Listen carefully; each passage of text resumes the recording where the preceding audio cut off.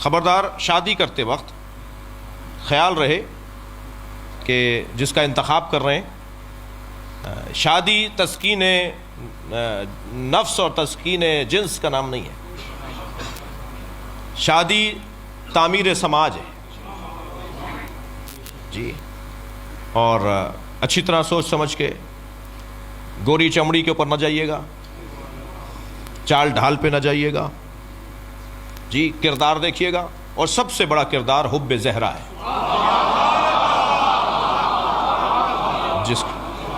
جس کے دل میں اہل بیت کی محبت پہلا معیار یہ ہونا چاہیے. اب اپنے آپ کو تسلی دے رہے تھے مولانا میں شیعہ کر لوں گا، کیا معلوم تمہیں سنی کر دے وہ. نہیں ہم کیسے سنی ہو جائیں گے؟ اچھا نہیں ہو گئے جی. کہ مولانا شیعہ سنی تو شیعہ ہوتے ہیں، شیعہ سنی نہیں ہوتے. میں نے تو بہت شیعہ دیکھے ہیں جو سنی ہوتے ہیں. وہ کہنے لگے جی کہاں دیکھ لیا آپ نے؟ میں نے کہا ہمارے 21ویں گریڈ کے افسران، یہ 19ویں گریڈ کے افسران، یہ ہمارے وزراء، یہ ہمارے پولیٹیشنز جب چاہتے ہیں ہاتھ باندھ لیتے ہیں. یہ شیعہ سنی نہیں ہوتا. پیسے کی خاطر، دنیا کی خاطر، کرسی کی خاطر.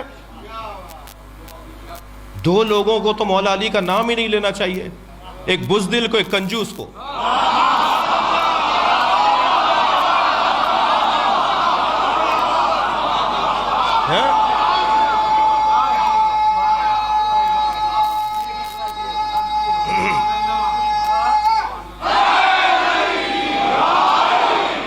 کیا بات ہوئی؟ یہ کیا بات ہوئی؟ پیسے کی خاطر ہاتھ باندھ لیے، کرسی کی خاطر ہاتھ باندھ لیے. مجھے وہ سنی بڑا اچھا لگتا ہے جو لاکھوں شیعوں میں کربلا میں ہاتھ باندھ کے نماز پڑھ رہا ہوتا ہے. واللہ مجھے وہ سنی بڑا پیارا لگتا ہے جو مشہد مقدس میں امام رضا کے حرم میں لاکھوں شیعوں میں ہاتھ باندھ کے نماز پڑھتا ہے. وہ ہاتھ باندھ کر بتاتا ہے کہ میں نے جو دین سمجھا ہے اس پر عمل کر رہا ہوں. اور دوسرا پیغام یہ دیتا ہے شیعوں سے ڈرا نہیں کرو، یہ مارتے نہیں ہیں، اسے کوئی خوف نہیں ہوتا. وہ لاکھوں شیعوں میں ہاتھ باندھ کے نماز پڑھ رہا ہوتا ہے. مجھے وہ سنی بہت اچھا لگتا ہے، مگر وہ شیعہ بہت برا لگتا ہے جو خاندانی شیعہ ہے مگر جی وہ کرسی بچانی ہے. تمہیں کیا پشیمانی ہے مولا علی کا نام لینے سے؟ تم علی الولیہ پڑھ کر پشیمان ہو، نادم ہو؟ دور بدل گیا. وہ دور بھی نہیں تھا، میں اس کا بھی قائل نہیں ہوں. وہ دور بھی نہیں تھا اس طرح کی حرکتوں کا. اچھا جو زیادہ باتیں کرتے ہیں نا کہ تقیہ نہیں کرنا چاہیے، خود جب کسی ایسے منزل پر جاتے ہیں تو یا تو دائیں بائیں ہو جائیں گے یا ہاتھ باندھ لیں گے. فخر کے ساتھ ہاتھ کھولو، تم امام جعفر صادق کے چاہنے والے ہو.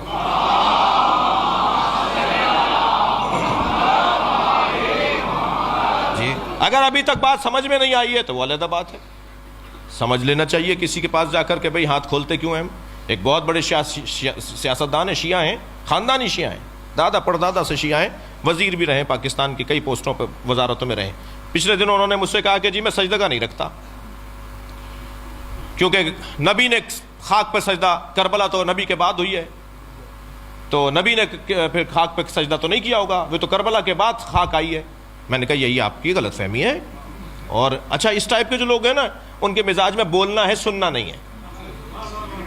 اپنے آفسوں میں بیٹھے ہوتے ہیں، اپنے ماتحتوں کے ساتھ زیادہ رہتے ہیں تو بول بول کر ان کو اتنی عادت ہو گئی ہے کہ دوسرے بھی چپ رہتے ہیں کہ بھئی انہیں کو بولنے دو، تو وہ سننے کے تو عادی نہیں ہے.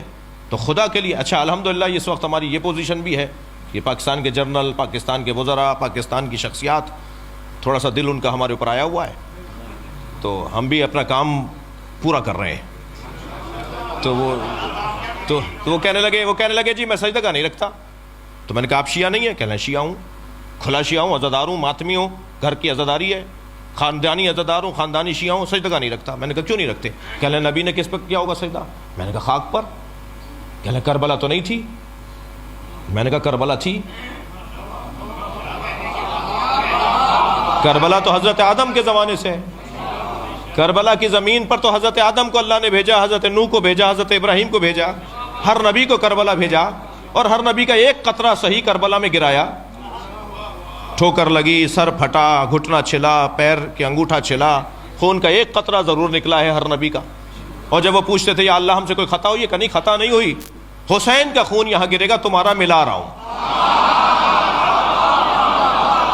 ہاں، تو پہلی بات تو یہ کلیئر رہے کہ کربلا امام حسین نے ڈھونڈی ہے، کربلا نے حسین کو نہیں ڈھونڈا ہے. کربلا پہلے سے تھی. رہ گئی بات خاک پر سر رکھنے کی، تو نبی نے خاک پہ سر رکھا. صحیح بخاری کی روایت، صحیح مسلم کی روایت، وَجُعِلَتْ لِيَ الْأَرْضُ سُجَّدًا، اللہ نے میرے لیے خاک کو سجدگاہ بنایا ہے. یہ صحیح بخاری کی روایت، صحیح مسلم کی روایت. محدث دہلوی تو شرح صحیح بخاری کے اندر حاشیے میں لکھتے ہیں کہ جو شیعہ حضرات ٹکیا بنا کر اس پہ سر رکھتے ہیں نماز میں، سجدے میں، شیعہ حضرات جو مٹی کا ڈھیلا رکھتے ہیں، یہ نبی کی سنت پہ عمل کرتے ہیں. صحیح بخاری کی شرح میں لکھا ہوا ہے کہ شیعہ نبی کی سنت پہ عمل کرتے ہیں. تو خاک پر سجدہ تو سرکار بھی کرتے تھے. پھر میں نے ان کو ایک مولا علی کا فرمان سنا دیا، جس کے بعد ان کا پیغام آیا کہ جی اب کلیئر ہو گیا اور اب میں سجدہ رکھا کروں گا. وہ یہ کہ مولا علی سے پوچھا گیا، یا علی، ہر رکعت میں قیام ایک ہے، رکوع ایک ہے، سجدے دو کیوں ہیں؟ فلسفہ احکام، مولا سجدے دو کیوں ہیں؟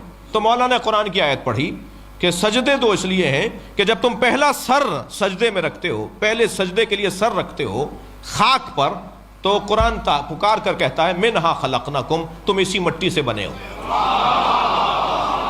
اور جب دوبارہ سر رکھتے ہو تو آیت آگے بڑھتی ہے وَفِيهَا نُعِيدُكُمْ، اسی مٹی میں واپس جاؤ گے.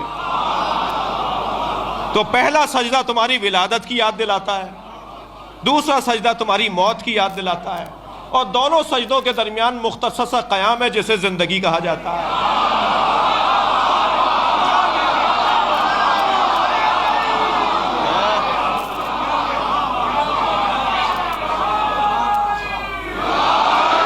بہت عمدہ، بہت بہت شکر گزار ہوں. بس ایک جملہ میرا بھی اس میں، مولا کا فرمان یہاں رک گیا.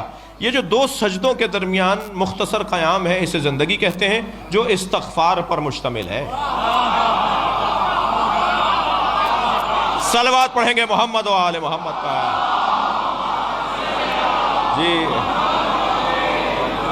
جی مولانا، پہلا سجدہ ولادت کی یاد، دوسرا سجدہ موت کی یاد. خاک پر سر رکھو گے تو یاد آئے گا مٹی سے بنے ہو.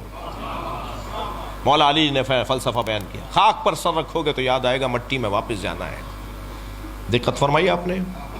تو بچوں سے کہہ رہا تھا کہ انتخاب کرتے وقت ذرا کہیں ایسا نہ ہو کہ برعکس ہو جائے. تم نے اپنے آپ کو دھوکہ دیا کہ میں تو شیعہ کروں. اچھا کوئی ہے اتنا ہنرمند تو حرام نہیں ہے. جی ایک سنی بچی نے ایک یونیورسٹی میں مجھ سے سوال کیا، یوم حسین کے لیے ہم گئے تھے، کہہ لیں جی آپ مولوی حضرات سنی شیعہ کی شادی کی اجازت کیوں نہیں دیتے؟ میں نے کہا تم نے یہ سوال کیوں نہیں کیا کہ پنجابی اور سندھی کی شادیاں کیوں نہیں ہوتی، پٹھانوں کی اور بلوچوں کی شادیاں کیوں نہیں ہوتی؟ اس لیے کہ ثقافتیں مختلف ہیں، رہن سہن مختلف ہے، انداز زندگی مختلف ہے. تو یہی جواب تمہارے لیے ہے. وہ ماتم کرتا ہے، یہ ماتم نہیں کرتی. وہ ہاتھ کھول کے نماز پڑھتی ہے، یا ہاتھ باندھ کے پڑھتے ہیں. تو روزانہ کی الجھنیں، تو حرام نہیں ہے، شادی ہو سکتی ہے. اگر اتنے کارنامہ، اتنی ہمت ہے کہ تم کچھ کر جاؤ تو کوئی مسئلہ نہیں ہے، لیکن جذبات کی بنیاد پر نہیں ہونا چاہیے. تو شادی کے لیے جو سب سے اہم بات ہے وہ کف کا ہونا ہے. مولانا کف کیا ہے؟ تو ایک کونے سے آواز آئی ایک مولانا کی کہ کف کا مطلب یہ ہے کہ وہ اگر ایم اے پاس ہے تو یہ بھی ایم اے ہونے چاہیے کم سے کم. لڑکی اگر مثال کے طور پر فرض کیجئے پی ایچ ڈی ڈاکٹر ہے تو لڑکے کو بھی کم سے کم اتنا تو ہونا چاہیے، تھوڑا زیادہ ہو تو بہتر ہے. جی وہ کروڑ پتی باپ کی بیٹی ہے تو یہ بھی بہرحال اسٹیٹس، پیسہ، دولت، مکان، گاڑی، بنگلہ ایک جیسا ہونا چاہیے. یہ کف ہے. دوسرے نے کہا نہیں یہ کف نہیں ہے، کف ہے ایمان. دونوں کا ایمان اچھا ہونا چاہیے. تو میں نے مولانا سے کہا مولانا میں آپ سے بہت زیادہ متفق نہیں ہوں. دنیا میں کوئی دو آدمی تو دکھائیے جن کا ایمان ایک جیسا ہو. برابر کے ہے ہی نہیں کوئی. جی پھر تو کسی نبی کا کف نہیں تھا. کسی میں دم ہے کہیں حضرت ختیجہ، حضرت ابو ذر اور حضرت سلمان کا ایمان ایک جیسا نہیں ہے. تو ایمان ایک جیسا کیسے ہوگا؟ تو یہ مجھے اپنے آپ کو سمجھانے کے لیے تو بہت اچھا ہے، قریب تر تو آ گیا ہوں، لیکن یہ آئیڈیل بات نہیں ہے. یہ مثالی بات نہیں ہے. دنیا میں کوئی جوڑا کفر کی بنیاد پر نہیں بنا. بی بی ختیجہ پر میرے ماں باپ قربان، مگر کیا وہ نبی کے برابر تھی؟ کوئی جوڑا دنیا میں برابری کی بنیاد پر نہیں بنا. بہت دیر لگا دی ایک جملے کو کہنے میں. کوئی جوڑا برابری کی بنیاد پر نہیں بڑھا، ایک جوڑا برابری کی بنیاد.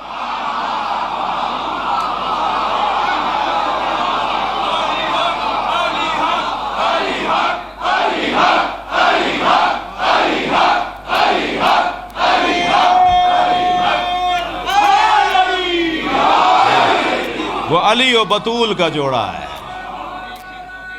سبحان اللہ.